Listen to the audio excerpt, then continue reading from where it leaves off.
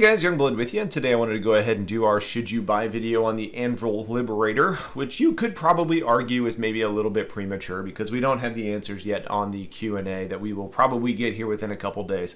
However, the questions that I have about this ship aren't very deterministic in what is going to change my recommendation on this ship or not. So I will call some of those questions out through this video, and if those are real kind of like sticking or breaking points for you, know that you probably need to wait until you get the Q&A to purchase. But for me, I felt good enough about making a recommendation without some of those answers, so I wanted to go ahead and roll through this. Anyways, the Liberator, not to be confused with the paint job for the Valkyrie, is a very long-distance ship and vehicle hauler that is very specialized in its defined role. Though how you leverage that is what makes the ship unique and useful outside of that role a little bit. The ship is on sale now. It's an expensive ship. It's $500 war bond, or the cash-only purchase. Or if you decide to do the standard purchase using credits in your account, it ends up being $575. Now, when we look at what this ship's purpose is, it's really, a carrier of multiple different types. And it's almost watered down really to that. Don't get discouraged, though, because it can be leveraged to be doing a lot more. Looking at the specs of the ship, it comes in at 119 meters long, 67 meters wide, and 25 meters tall, and is defined by CIG as a capital ship. Those dimensions make it about 20 meters longer and wider than the Perseus for some comparison, which has been designated as a sub-capital killer. And from a design perspective, it's very much designed with functionality in mind as opposed to style, because it's kind of an ugly duck, featuring a bump of a cockpit off to one side that looks like it's going to have some very questionable visibility, but it's Anvil. They stated that the speed here in SCM is only going to be 115 meters per second, which frankly is slow as dirt, and that is from the ship matrix, so it's likely going to change. But this ship is really saying that it's better suited to using quantum to get to places, and just knowing it's going to take you a little bit longer once you drop out of quantum and getting to where you need to land, and that's likely due to all the stuff that you're hauling and trying to play it safe.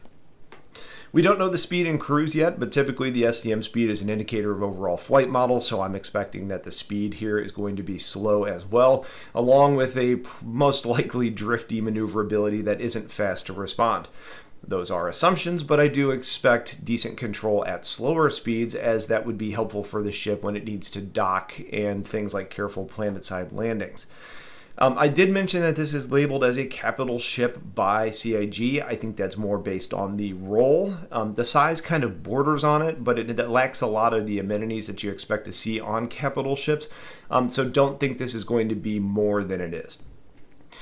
One of the major perks of the Liberator, though, is that it has a very low crew requirement, kind of flying in that capital, designation you're used to seeing. Honestly, being a pretty capable ship to be used with a single player. But it's really best suited to having two on board, mainly because your primary weaponry comes from a manned turret. But more importantly, you also have pilot-controlled missile launchers, 4 of them that have 4 size 3 missiles and 2 point defense systems, to help you kind of stay safe if things start getting heated, hopefully allowing you enough time to be able to jump away. The missile launchers are noted as being bespoke, so I wouldn't expect the ability to swap for size 1 or size 2 missiles, though that may happen at some point, which is a little bit of a bummer because dealing with smaller ships in close quarters with missiles would help out quite a bit, and the smaller the missile, the shorter the range, and you would obviously have more of them to be able to kind of spam and buy you time. That man turret comes with 2 size 2 laser repeaters, so that should be on its own capacitor and have a pretty good amount of fire to throw out, though you are going to be pretty blind from the belly of the ship because the turret sits on the top, and if the maneuverability suffers as I expect it to, then the chances of vulnerability area being on the belly being picked at are pretty likely by enemy fighters. The 2 point defense systems, it's 2 automated turrets. There are 2 size 2 Gatling guns on there, which likely make them Scorpions, and that should do a good job of knocking things down, though then you obviously have to worry about ammunition on those, so it's not like you're going to be able to use those in a sustained firefight, and we still are yet to see how point defense systems are going to work once they get implemented. Inside the ship, You have a cargo area with 400 SCU of cargo carrying ability.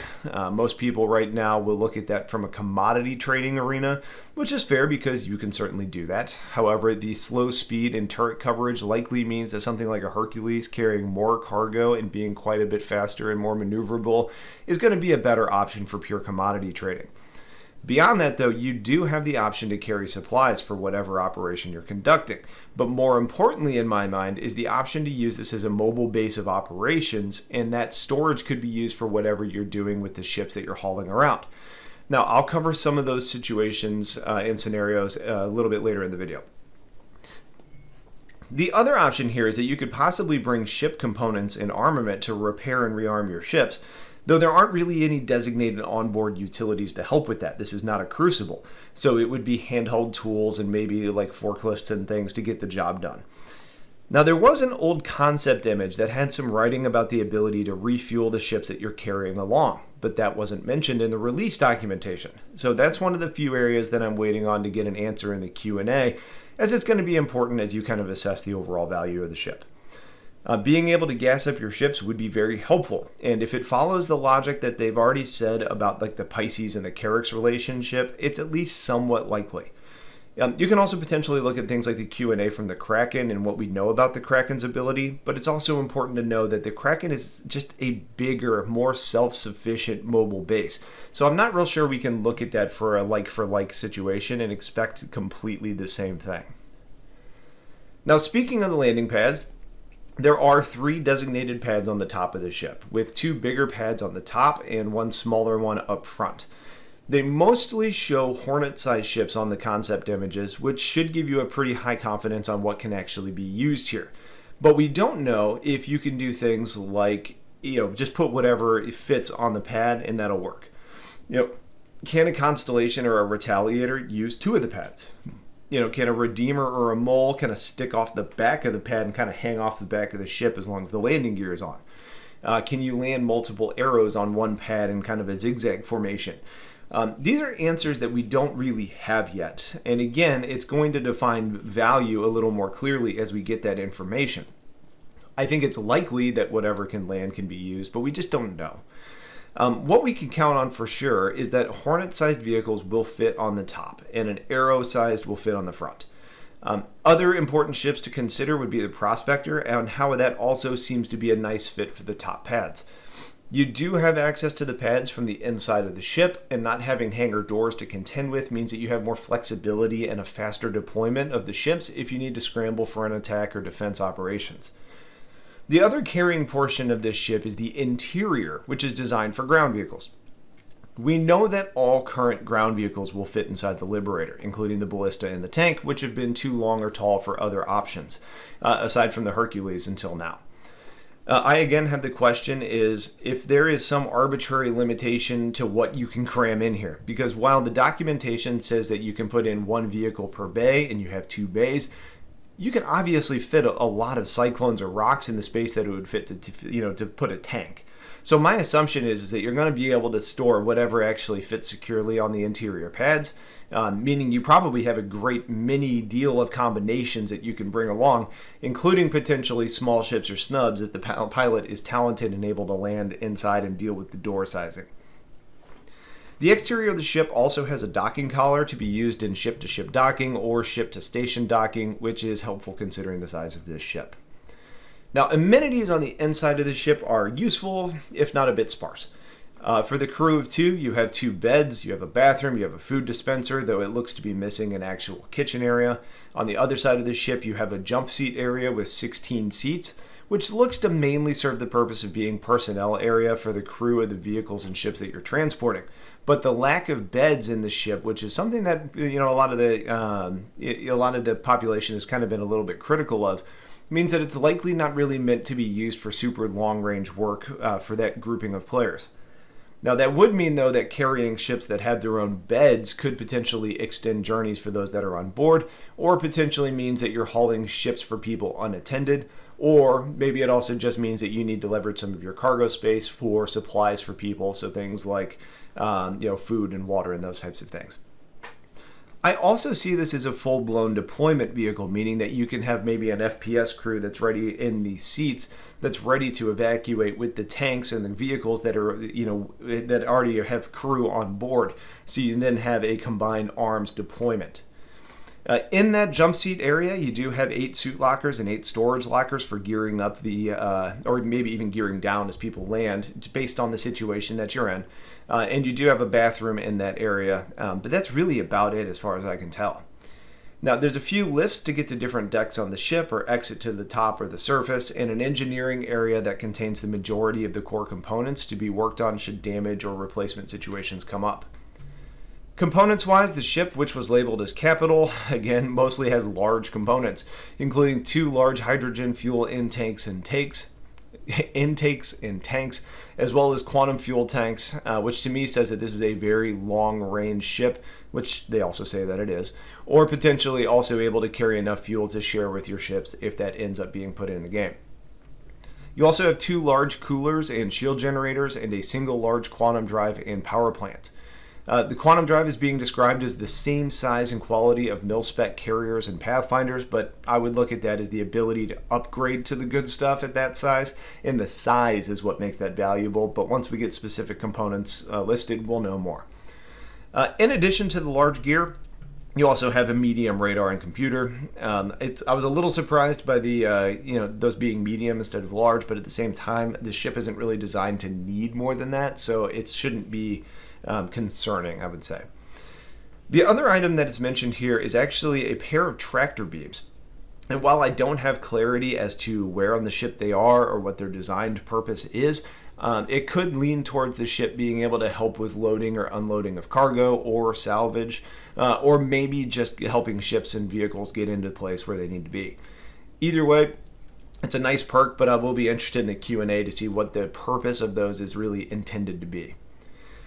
Now, I think there are a few main reasons that the Liberator is being sold now, most pointing to things that are coming in the near term. First off, we're all very used to flying in the Stanton system, which by system standards is really pretty small. And Pyro is where we're going to be going next when 4.0 is released. And when we get there, there's going to be a lot of people that are surprised by how much bigger Pyro is than Stanton.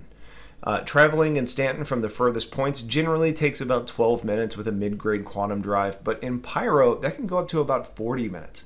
And going from Crusader to Microtech already is too far for some of the ships and some of the quantum drives in the game. So when you extend the distance by a large margin, that's going to mean that for smaller ships, there may just be areas that they can't reach on their own, or potentially have to skip from station to station to station and just refuel along the way to be able to get to where you're going. So if you don't want that option, or if there's just not ship or stations in the areas where you need them, you may end up needing a ship to ferry them around. Now, the ships that do that job right now are the Carrack, which can only fit very small fighters, and the very expensive 890 Jump, which can only really do fighters for most pilots, though it is feasible to land a few of the bigger ships and kind of squeeze them in. It's also possible to transport bigger ships on top right now, but that doesn't seem like that's necessarily the designed intention.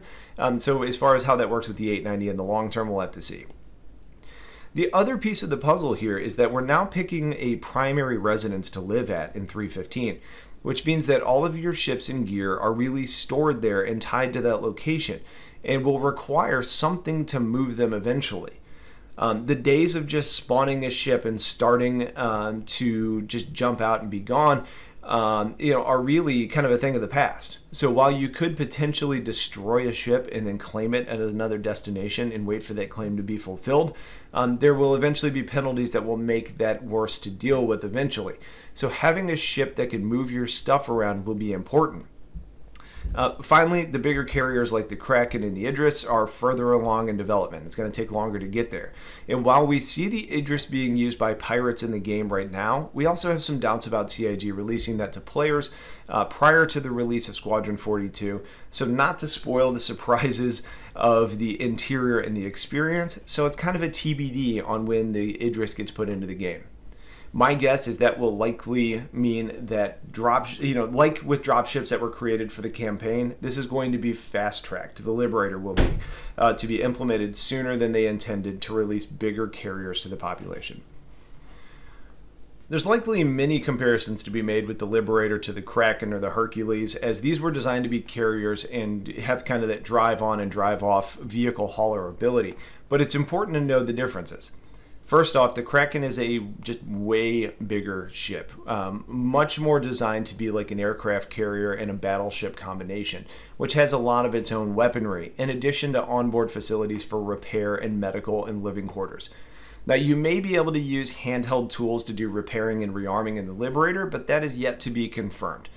The Hercules is more of a point-to-point delivery and drop-off of ground vehicles type of vehicle, but it doesn't really haul aircraft by default. So while you will do trading and hauling of goods much better with a larger capacity and a better speed, at the end of the day, if you're really looking for something that's more of a mobile space station with a lot more crew requirements and cost, the Kraken's just going to be a much better one-stop shop. If you're looking for something to haul cargo and flies well, the Hercules is going to be a better bet.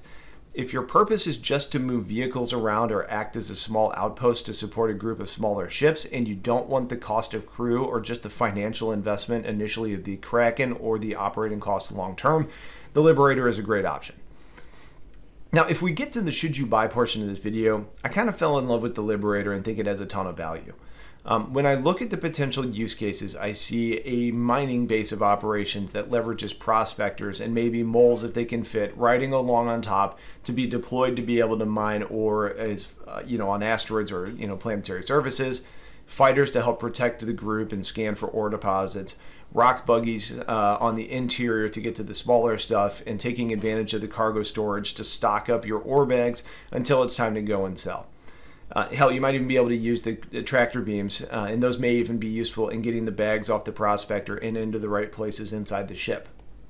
Beyond mining, though, I see a piracy base of operations, allowing for smaller combat ships to traverse longer distances, with ballistas and MTs to be brought along to lock down ground areas, and a cargo hold to be able to store your loot. I think you could even equip the size 5s on the man turret with distortion weapons to help knock ships out of power, though their range on distortions tends to be fairly limited. I could see a situation where a race team uses this to haul their small and fast ships around with geared up cyclones or space bikes for various types of events they want to play in. The cargo hold could even be used for spare supplies and ad hoc upgrades and replacements as needed.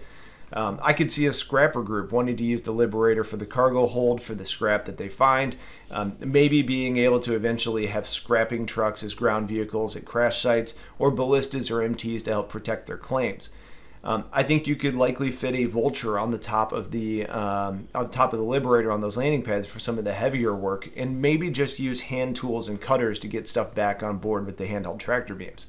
But even beyond all the crazy ideas, the value this ship adds to a fleet by being able to move stuff efficiently is invaluable, which makes me think that moving stuff from one hangar location to another, or maybe even taking on contracts to move vehicles and ships for other parties or players, is a great way to make money. At the end of the day, the ship has a ton of option, a lot of utility, and fills a gap in the game for most fleets and organizations, and gets a very clear yes, this is a worthwhile ship, and the price, though high, isn't bad for what you get in return. There are ships that do different things better, but for what I've outlined here before, and for the price you pay to get that, I think that the ship is worth its weight in gold and is one of the better purposely designed ships released that we've seen in a good while, even if it is a bit ugly. So at the end of the day, as always, purchase as you see fit, but I like it a lot. So that's basically it for this video. I did want to share that as the channel closes in on 50,000 subscribers, I will be doing a big giveaway once we cross that finish line. So if you haven't subbed up yet, go ahead and do it, because in order to win, you must be a subscriber to the channel.